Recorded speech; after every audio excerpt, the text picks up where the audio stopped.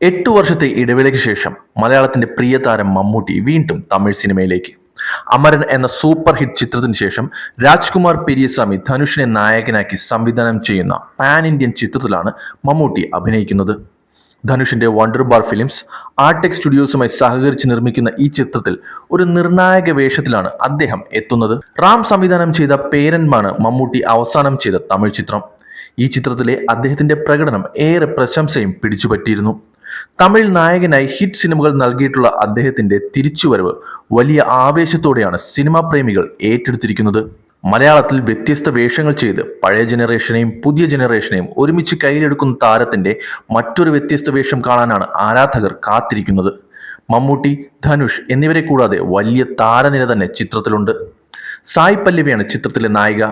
മാരി 2 എന്ന ചിത്രത്തിന് ശേഷം ഹിറ്റ് ജോഡികൾ ഒന്നിക്കുന്ന ചിത്രമാണിത്. ശ്രീലീലയും ചിത്രത്തിൽ ഒരു പ്രധാന വേഷത്തിലെത്തുന്നു. മമ്മൂട്ടി, ദിലീപ് എന്നിവർ കേന്ദ്ര കഥാപാത്രമായി എത്തിയ കമ്മത്താൻ കമ്മത്ത് എന്ന ചിത്രത്തിൽ ധനുഷ് അതിഥി വേഷം ചെയ്തിരുന്നു. അതിനുശേഷം ഇരുവരും ഒന്നിക്കുന്നു എന്ന പ്രത്യേകതയും ഈ ചിത്രത്തിനുണ്ട്. എന്തായാലും മലയാളത്തിന്റെ മഹാനടന്റെയും തമിഴിലെ വെർസിറ്റൈൽ താരം ധനുഷിന്റെയും വ്യത്യസ്ത കഥാപാത്രങ്ങൾ കാണാൻ കാത്തിരിക്കുകയാണ് ആരാധകർ.